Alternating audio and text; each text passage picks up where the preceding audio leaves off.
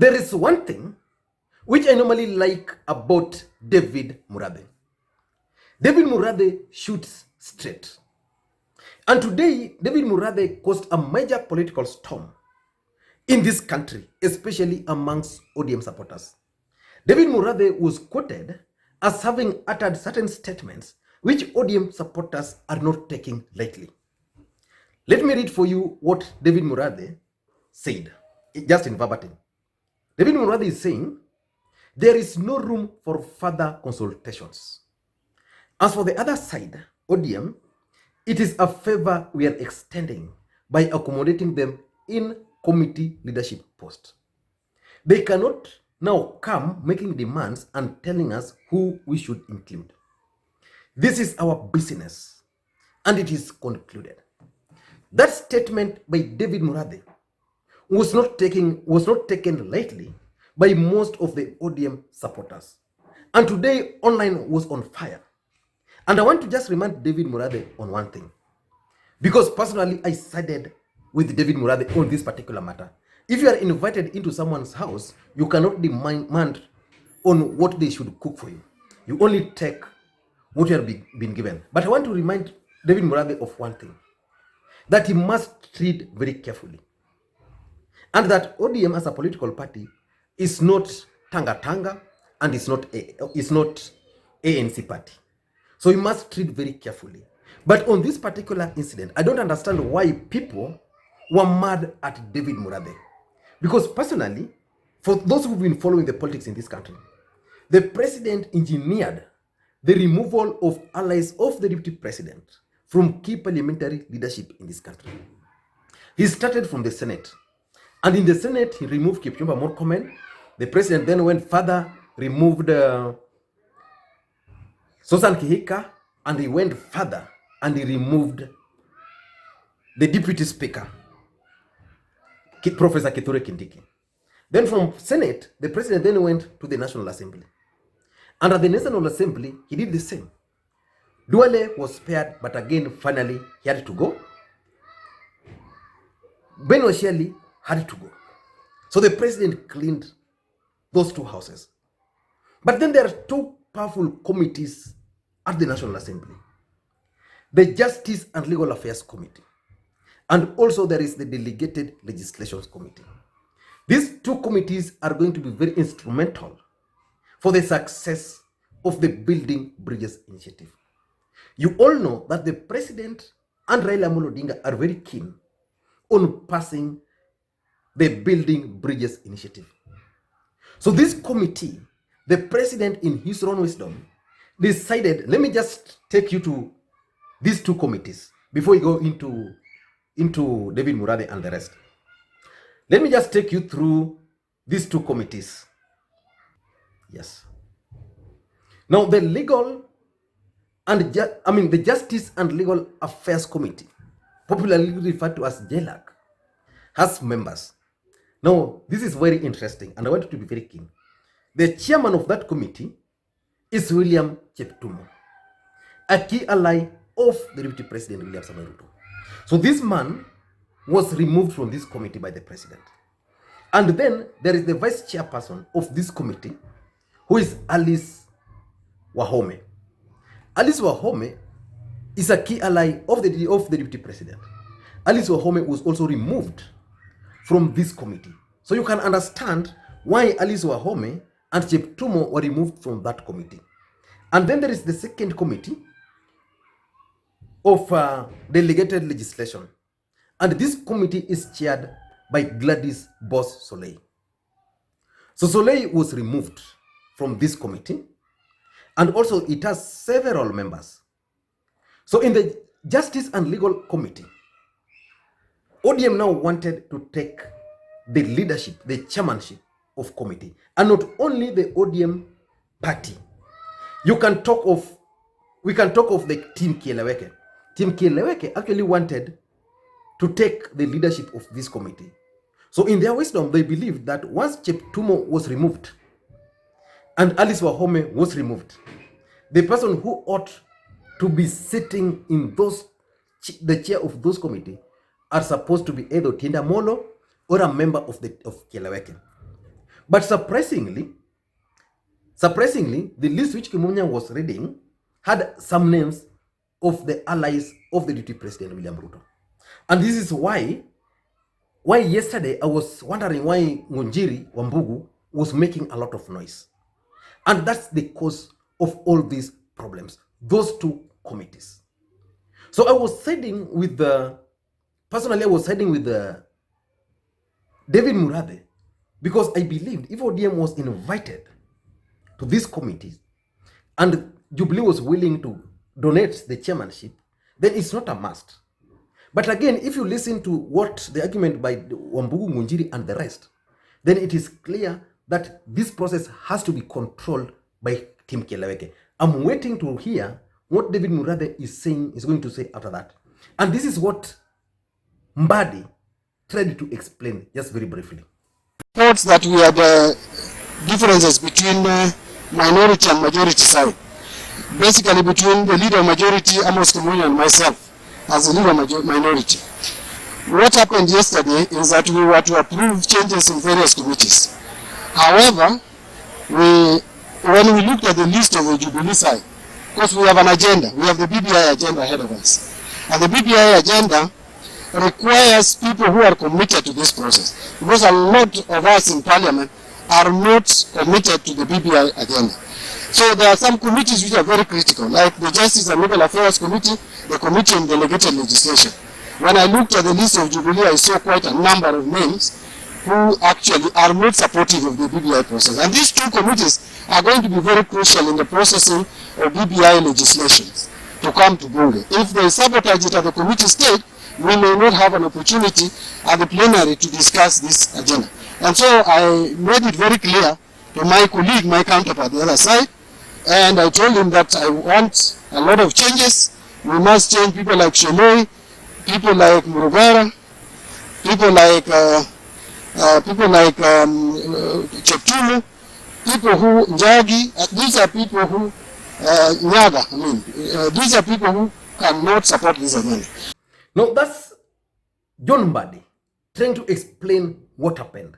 But normally, I like reading what Wambugu Ngunjiri normally says. Because Wambugu Ngunjiri, just like David Murathe, represent the thinking around President Uhuru Kenyatta. Remember, in the president's circle, there are also two camps. Now, this is what Wambugu Ngunjiri was saying. Our new majority leader, Honorable Amos Kimunya, has no idea where we have come from to get to where we are today, especially on the BBI and the handshake. He got into a bus that's on a full tank that was freely rolling down the final tarmac section of the road just before it got to its destination. He wasn't there when the bus went over potholes, rocks, and does not know that sometimes it ran out of fuel and we had to push it. So that's Wambugu Ngunjiri, and it's continuing. He also does not understand that Keleweke are not machineries for hire. We did not do all the work we did for the president for pay. We did it on principles to stop colleagues, some of who we respect tremendously, who had gone rogue and thought 2022 was next week. We did it because premature campaigns were interfering with the president's ability to deliver his legacy and agenda, which was bad for us as a party and for the president. We also did it because of a certain Madarau had crept in against the president. We also, and we needed it to stop. The president must be respected specifically. Must be respected, especially by people in his own party. So there was a problem in parliament yesterday. These committees is going to define the future of this country. And that's why we are going to continue witnessing this war. And the president intervened. And Amos Kimunya had to withdraw that list from parliament. Because let's play politics a bit. In the Justice and Legal Affairs Committee, Alice Wahome was the vice chairman. Kipchumba was the chairman. In that committee, there is KJ, and there was also Boss Soleil, and other members allied to the deputy president. So basically, these two committees were leaning towards William Samoei Ruto's camp. And these people are viciously opposed to the Building Bridges initiative. Do you think they'll easily allow, this team will easily allow the Building Bridges initiative to pass easily? That's the fear, that they can actually interfere with it and sabotage it right before parliament. And why is this fight? 3 reasons. 3 or 5 reasons. Number 1 is the constitutional change. The president and his brother Raila Odinga are keen on making changes to the constitution. Whether for their own personal interest or for the interest of the country is something we still don't know. But personally, I always believe that in politics, personal interest comes first. So these guys want the constitution to pass. And their allies also believe that for that constitution to pass, they must take control of these committees. And that's where the fear is. Assuming these guys wanted Otinda Molo to be the chair of that committee, there's a possibility that someone else can also offer himself, because once the committee is constituted, then they elect their own chairman. Of course, the party will give them direction, but it's amongst the members to appoint or to elect their chairperson. So assuming ODM, Raila Odinga and Uhuru Kenyatta have agreed that we are going to give the chairmanship to Otinda Molo, but someone else also has an interest in Jubilee. So it means this guy can easily pull what Oledama pulled at the Senate, and the person who is not wanted becoming the chairperson of this committee. So that's why this fight is going to be vicious. But I think the president and Raila Odinga are likely to intervene, because if they don't intervene, then they're going to lose. Their chances of losing the fight to control the BBI is going to be lost at this point. Number 2 is the mistrust in the committee. There's still mistrust. And you can read it from the tone of David Murathe statement. And you can also read it from the tone of Mbadi, and also from the tone of Kimani, of Wambugu Ngunjiri. There's still mistrust between these camps around President Uhuru Kenyatta. So it will be difficult for the people around President Uhuru Kenyatta who think that Raila Odinga might actually use Otinda Molo to hijack the process. And this is why David Murathe is talking. And I know when he talks to president, he's likely telling the president that, look here, we are dealing with Raila Odinga.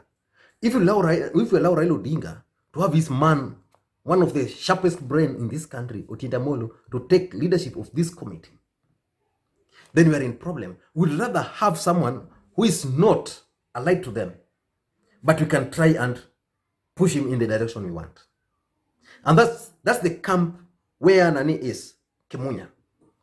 Remember, Kimunya has always been an outsider. He has never been part of Kileweke. But people like Wambugu Ngunjiri, who have been pioneers of Kileweke, believe strongly that someone like Otinda Molo can deliver this. But these guys are looking at it from different perspective. That probably Raila Odinga might use people like Otinda Molo to shortchange the president. So it will be very difficult for these guys to move forward unless they develop that trust. But that trust is not there. Number 3, I think there is also something to do with the President Uhuru Kenyatta's kitchen cabinet.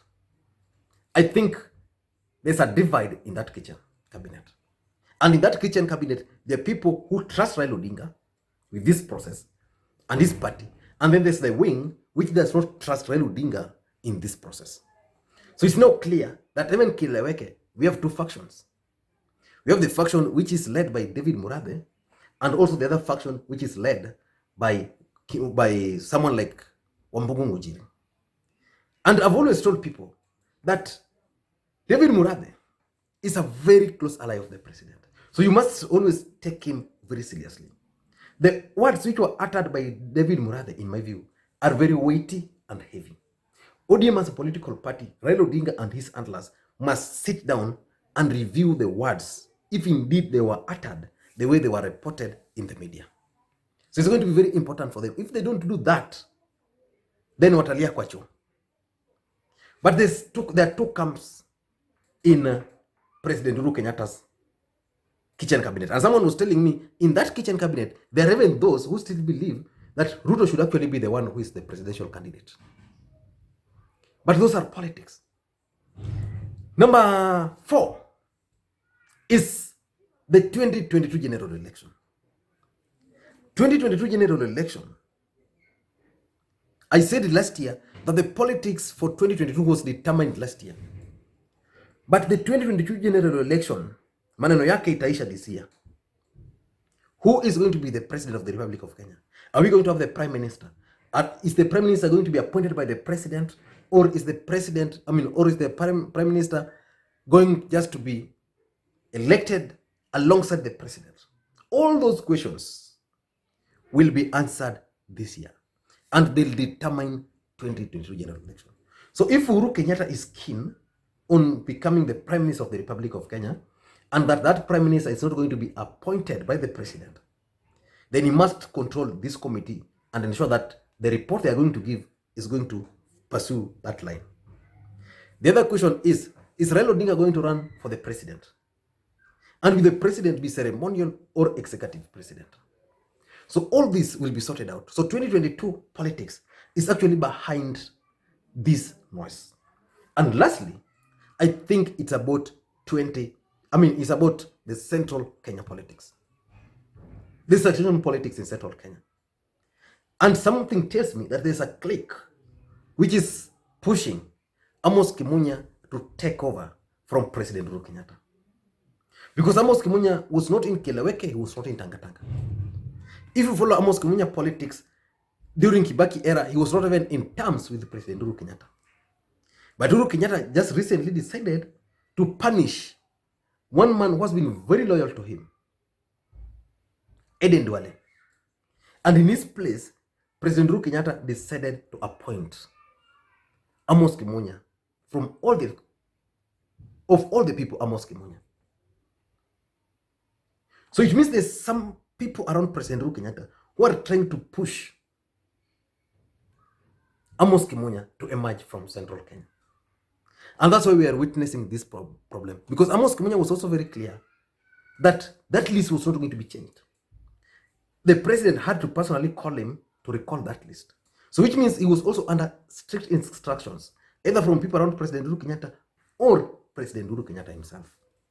I don't know what you think, but let us wait and see how this list is going to unfold in Parliament. And from that list, which is being changed today, you will realize that the Deputy President, William Ruto, was ahead of the President and Raila Odinga, even when the committees were being formed, when they took over. The Deputy President actually took control of all key parliamentary leadership. You talk of the budget, because the budget committee is also one of them. In the budget committee, they want Gladys Wanga to take over because they believe Gladys Wanga can do the work for Raila Odinga. But Kimunya and the team are not comfortable with Gladys Wanga. They want her to be the vice chair. Remember, the chair of that committee was Kimani Ichung'wah, the cabinet member of parliament. Now you go to the Justice and Legal Affairs Committee. All the allies of the Deputy President were in that committee, including KJ and the rest. You talk of the chairman, the vice chairman, Soleil, just like that. You go to the delegated, the Deputy President and his team. You go to Majority Leader was his person, Majority Whip was his person, the Deputy Speaker was his person. You go to the Senate, it was the same. And this is why the President is, I think, is trying to fix the problem. But let us wait and see how the events are going to unfold. But the ODM party must take the warning from David Murathe very strongly. Thank you guys, and please may you have a good day. And in my next video, I want to look at the mistakes, 6 mistakes, which Raila Odinga committed in the last general elections, which he should not commit again in the next general election. So if you have any mistake you believe Raila Odinga committed in the last election, which you should not repeat, then just drop them in the comments section. Thank you guys, and please, may you have a good day. Thank you guys. Bye-bye.